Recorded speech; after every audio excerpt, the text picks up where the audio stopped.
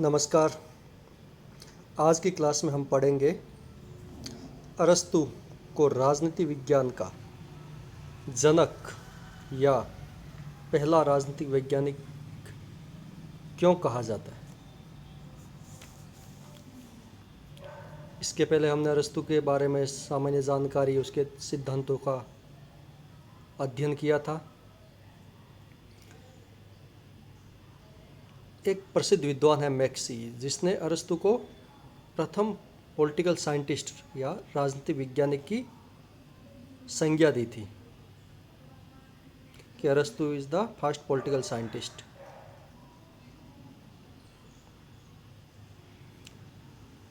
उसने ऐसा क्यों कहा कि अरस्तु पहला राजनीतिक वैज्ञानिक या राजनीतिक विज्ञान का जनक है? कि अरस्तु ने एक जो पद्धति अपनाई, अनुभवमूलक, और जो उसका दर्शन था, उसमें जो सार्वभौमिक तत्व थे आदर्श राज्य के, और उसके राज दर्शन के इतिहास के आधार पर उसे पहला राजनीतिक वैज्ञानिक कहा जाता है। अरस्तु न केवल उसका जन्मदाता था, बल्कि उसका विकासकर्ता भी था राजनीतिक विज्ञान का। अरस्तु ने राज्य पर क्रांति, संविधान, सरकारों का वर्गीकरण और उनका परिवर्तन, नागरिकता इत्यादि के पहलुओं के बारे में जो विचार व्यक्त किए थे, वो आज के टाइम भी प्रासंगिक बने हुए हैं और वर्तमान में भी राजनीति विज्ञान का क्षेत्र उन्हीं बिंदुओं के इर्द गिर्द घूमता है जिनकी अध्ययन अरस्तु ने हजारों वर्ष पहले किया था। और आज भी राजनीति विज्ञान का ढांचा और स्वरूप उसी प्रकार का है जैसा कि कल्पना उसने 2500 साल पहले की थी। अरस्तु को राजनीतिक वैज्ञानिक के रूप में प्रतिष्ठित करने के संबंध में हम कुछ तर्क दे सकते हैं कि क्यों उसको राजनीतिक वैज्ञानिक कहा जाता है, क्या प्रमुख वजह कारण है।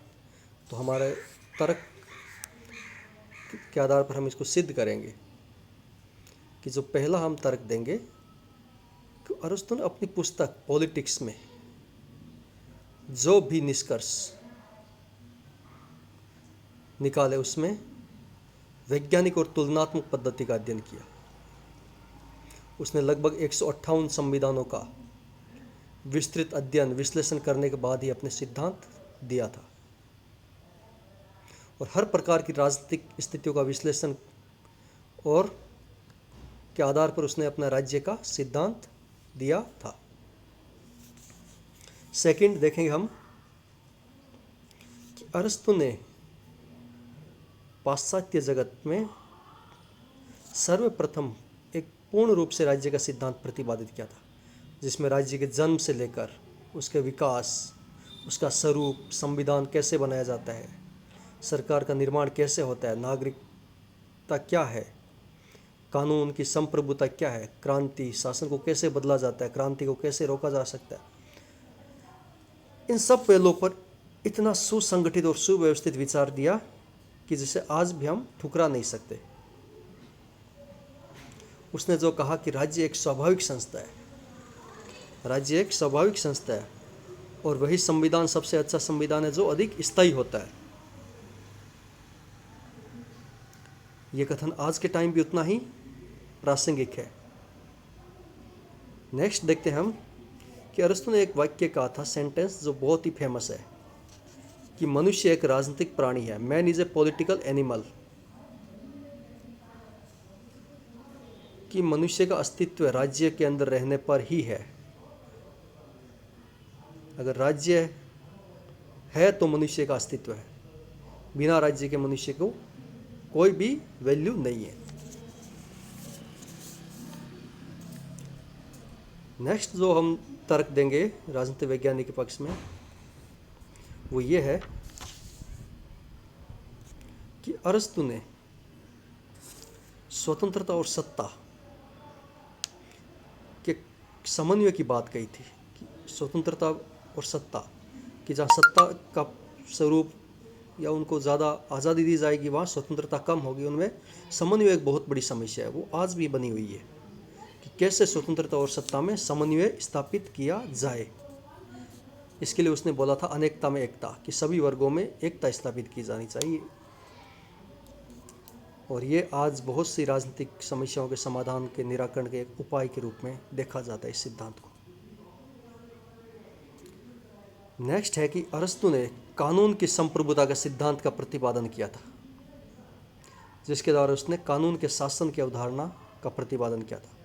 और रूल ऑफ लॉ आज के समय कितना ज़्यादा इम्पोर्टेंट है कि कानून के समक्ष सब बराबर है, कानून सर्वोपरि है।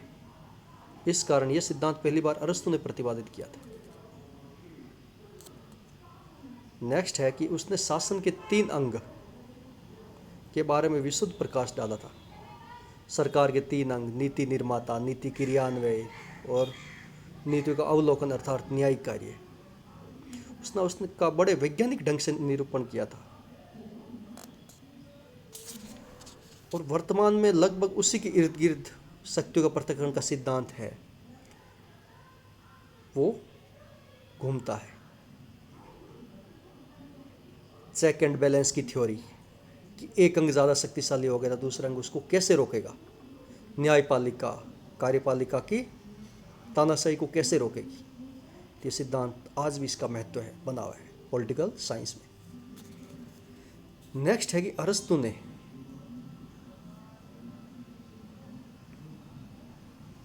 नागरिकता के संबंध में जो सिद्धांत प्रस्तुत किया था, वो आज भी थोड़े बहुत परिवर्तनों के साथ उनकी प्रामाणिकता बनी हुई है। यह उसको राजनीति विज्ञान के एक मौलिक देन है, नागरिकता का संबंध में उसका सिद्धांत। नेक्स्ट कि उसको संविधानवाद का प्रणेता भी माना जाता है, कि संविधान सर्वोच्च है और उसके द्वारा की गई संविधानों की व्याख्या और वर्गीकरण अत्यंत महत्वपूर्ण रखता है। एक व्यक्ति का शासन, 2 व्यक्तियों का शासन, सरकार का वर्गीकरण, बहुत व्यक्तियों का शासन, वो आज भी लोकतंत्र, राजतंत्र, कुलीन तंत्र के रूप में हम अध्ययन करते हैं उनका। नेक्स्ट जो अरस्तु ने सिद्धांत प्रतिपादित किया वो था कि मिश्रित शासन व्यवस्था। उसने बताया कि सबसे अच्छी शासन व्यवस्था मिश्रित शासन व्यवस्था है, जिसमें प्रजातंत्र, कुलीन तंत्र और राजतंत्र के अच्छे गुणों को एक साथ लाकर शासन करना चाहिए। और वर्तमान में आप देखोगे ब्रिटेन, जिसमें ये व्यवस्था चलती है, वहाँ राजतंत्र और लोकतंत्र का बहुत अच्छा समन्वय देखने को मिलेगा आपको। नेक्स्ट जो है वो है कि उसने पहली बार कल्याणकारी राज्य का सिद्धांत का प्रतिपादन किया। अरस्तु का एक कथन है कि राज्य का जन्म जीवन के लिए हुआ है और वह सुखी जीवन के लिए अस्तित्व में बना हुआ है। और आधुनिक समय में कल्याणकारी राज्य का परम लक्ष्य क्या है? जनता का सुख और कल्याणकारी जीवन की सभी सुविधाएं प्रदान करना। तो इस कारण वो कल्याणकारी राज्य का भी प्रणेता था, प्रतिपादक था। नेक्स्ट जो अरस्तु ने राजनीति विज्ञान को जो देन थी वो ये थी, उसने जनमत की न्यायशीलता का सिद्धांत का प्रतिपादन किया, जो आधुनिक लोकतांत्रिक राज्यों में जनमत के महत्व को निर्विवाद रूप से सिद्ध करता है कि, और इस दृष्टि से उसका विचार ये आज भी प्रासंगिक बना हुआ है कि जनमत का महत्व बहुत ज़्यादा है। नेक्स्ट अरस्तु ने बोला था कि लोगों को राज्य के प्रति और संविधान के प्रति निष्ठा कैसे विकसित की जाए, इसके लिए शिक्षा पद्धति बहुत ज़्यादा इम्पोर्टेंट है।